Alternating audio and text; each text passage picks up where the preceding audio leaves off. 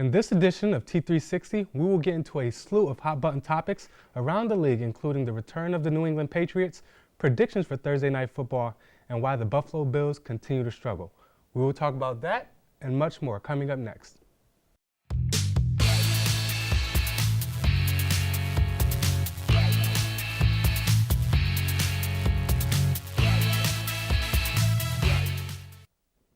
Welcome to this edition of T360. I'm Cordell Cummings. And I'm Ben Grimaudo.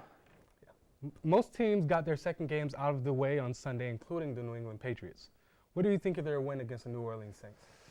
Well, I wouldn't exactly say the Patriots are back. I mean, there's nothing to say they should really be back for anything. I mean, they struggled against the Kansas City Chiefs, but I mean, that's not out of the ordinary. They did that a couple years ago, early in the season against Kansas City, in Kansas City, where they got steamrolled 41-14. They still went on to win the Super Bowl.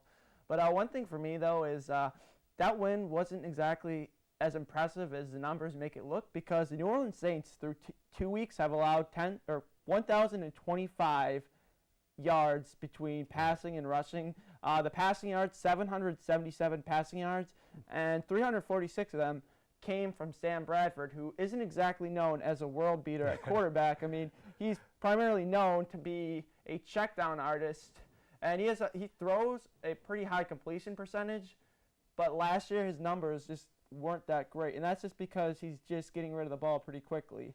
Yeah, I'll say compared to the way they were against Kansas City, they improved a lot. Maybe not the most impressive team in the league, but considering how Tom Brady looked against Kansas City, he literally looked 40 years old.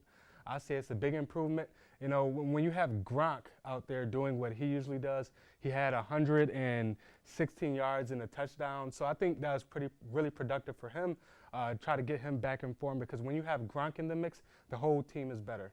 And I know during the preseason they were really utilizing their running backs in the passing game, and that was something Kansas City shut down, or New England just wasn't utilizing. So it's good to see them, a great team in the league, you know, bounce back, even though New Orleans doesn't have the greatest defense. And I think everyone knows that. So I think it's really good for an impressive win. And the defense is really hard to win in New Orleans. So giving up only 20 points to Drew Brees, I think that's something they can build off for the rest of the year. And you raise a really good point with utilizing the running backs. That's something that Bill Belichick has historically gone to in the offense with Tom Brady, James White, Mike Gillislee. They're going to really have to use their running backs, because right now they have 3 healthy wide receivers on the roster, with Edelman down and Amendola injured at the moment. So Concussion. They're going to have to throw more to those running backs. And I think we'll really see we'll get a better feeling for how New England's going to be the next coming weeks. They play Houston this week. Houston still has a pretty good defense. And then Carolina has had a pretty good defense so far. I mean, beating the Bills isn't exactly an accomplishment. But, I mean, they still held them to 3 points. So anytime you hold an NFL team to 3 points, it's still impressive. Yeah, and mentioning the Bills, that's a good segue, because the Bills continue to struggle on offense, only without scoring even a touchdown against the Panthers, even though the Panthers are a really good defense. What do you think of their just QB play, Tyrod Taylor specifically, or just their offense in general? Well, I think they have a huge issue with protecting the passer. They have a pretty good run blocking scheme. They ran all over the Jets, but against Carolina keyed in more against the run. So McCoy didn't really have the holes, but that's because he just wasn't getting them, just because Carolina was just playing so much for the run. They're going to have to open up the passing game more for Tyrod Taylor. You saw at the end of the game when they started to do those drives, the scoring drive in the end of the fourth quarter, where they nearly got that touchdown to Zay Jones, which just was a little out of reach. They were starting to throw towards their receivers more. They're going to have to do that, because they can't just give the ball to McCoy every single play. He's probably a top 3 running back right now in the league in terms of talent. But again, you can't rely on one guy to run your offense through. I mean, he can be a huge help and a huge asset, but when you just keep giving the ball to him, teams are just going to focus on him. And the problem is their receivers, Zay Jones, Andre Holmes, and Jordan Matthews. Yeah, Jordan Matthews comes from the Eagles. The problem with all 3 of those guys is they're not really separation receivers. they're not like Sammy Watkins. They had an element a couple years ago, back in the 2015 season, with Tyrod Taylor. The second half of the season, they had a dynamic offense, and that was because they had Sammy Watkins to stretch the field for him. After he came back from his injury, him and Tyrod averaged 100 yards between them just because they kept going deep to him, and he's a tough player to cover. They don't have that this year, so teams are just going to focus on stopping Shady, and they're going to force Tyrod to throw, but he just doesn't really have the weapons to get it to him. So See, I think it's the other way around where McCoy in his last game, he only had 18 touches. See, I would like to see him around 25, 27 to be effective. You know, he's not someone who's just going to pound the ball inside. You need to give him the ball and receiving. The running back was the leading receiver. He had 6 catches and 12 rushes. That's not enough. You have to utilize your playmakers, in my opinion. And that's one thing Buffalo has really lacked in the last couple of years is utilizing your playmakers. When you have playmakers, give them the ball, whether it's in space, by scheming. And just the last point about the possible touchdown that Tyrod, in my opinion, it was Tyrod's fault. It was a corner that Zay Jones was running right behind the corner of safety, and you can't lead him turning back the other way. Similar to the Super Bowl play with Wes Welker and Tom Brady, very similar to how a receiver have to adjust.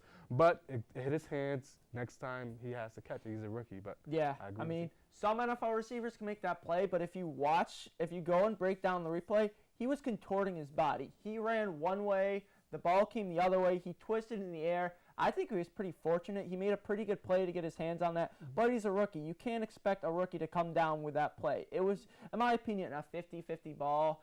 You can't blame Tyrod because it was a great read by Tyrod, and that's one thing that he struggles with is going through his progressions. He saw that there's an absolutely blown coverage by the Panthers. He took a shot, just was a little bit. Came up short. Yeah, exactly. Came up short. Now, one team that didn't come up short is we both agree that the Atlanta Falcons had a really good showing against the Packers. What do you think about them? Well, the Falcons this year did a couple things. They saw their weaknesses in the Super Bowl, and they went to fix those flaws.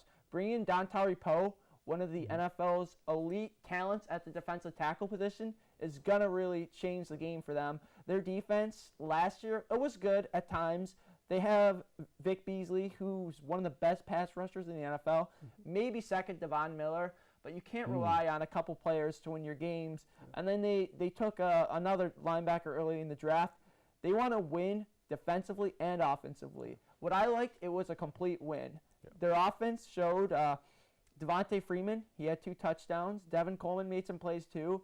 Matt Ryan didn't throw for the most passing yards, but what I really liked from them is you saw that second quarter, Aaron Rodgers looked frustrated. Yeah. You saw that one play where he just lost the ball, got hit. He looked totally frustrated, and it's hard to make Aaron Rodgers look frustrated because he may be the best talent at quarterback right now in the NFL. Yeah, and I agree with you. I think they're pretty much the Seahawks, but more explosive.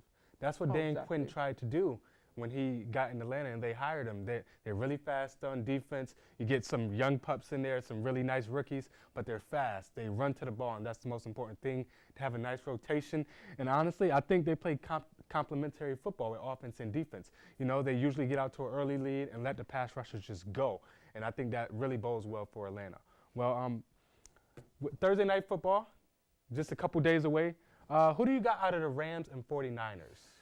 This one could be another slugfest on Thursday Night Football, I'm sorry to say. Rams and 49ers, both teams haven't looked too impressive so far. The Rams did pound the Colts, but the Colts have one of the weakest rosters in the NFL without Andrew Luck. Who's the home team? The home team is the Rams, I believe. The Rams? The Rams. I would say I'd give them the slight edge. Mm-hmm. I think their defense is a little better, even though I do really like San Francisco's front. Mm-hmm. They have a good front. I just don't know with Brian Hoyer leading the team. Mm-hmm. Also, they lack playmakers on offense. The Rams have playmakers. The problem is their quarterback isn't exactly the best, and Jared Goff. He's still young, though. I think he's shown progress through the first couple weeks. I think the Rams are going to win in a pretty boring game, which is the usual narrative for Thursday Night Football. Like last week, 13-9. Yeah. Pretty boring. I say final score, Rams 17, 49ers 10. Pencil you in for that so everyone can keep track of that. I got the Rams winning 27-13. And the only reason I say that is because the Rams defense has always been really good. Even under Jeff Fisher, They played phenomenal defense. Their offense is the thing that's catching up. And I think Jared Goff is the main difference. You know, last year he was on the bench, but this year with Sean McVay, the new coach, he schemed his offense around the players. So there's open spaces. He creates space within the offense, so you don't necessarily have to have the best athletes. I think Todd Gurley's having a bounce-back season, so I think that's really good for the Rams. I'm not saying they're going to make the playoffs, and even if they do, they're going to the Super Bowl. But I do believe that the Rams are really improved from last year, and I got them in for 27-13. Yeah, I really like that you brought up the point about Gurley, though. Last season was a really disappointing season. I know most people just focus on the fantasy numbers, but if you look at his yards per carry, it was just brutal. He was just not finding the openings, getting the holes that he found in his rookie season. And I think he's going to be a key component of their offense. I mean, they have Cooper Kupp, Sammy Watkins, players who can stretch the field, but they still have a young quarterback. They're going to need their third-year running back to really step up and show some leadership to really just help their offense get another dynamic that they really lacked last season. And I think Jared Goff, I think that a big thing this year was that he came in knowing he was the starter. A lot of times that gives you just confidence alone knowing that you have the starting job locked up. Yeah, I definitely agree with that. He's definitely improved, along with a lot of other second-year players in the league. Well, thanks. That will conclude this NFL edition of T360.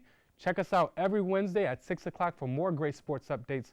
Also, make sure you follow all of our social media outlets and subscribe to our YouTube channel and to catch all the other great videos you might have missed. From Talent Sports, I'm Cordell Cummings. And I'm Ben Grimaudo. Thanks for watching.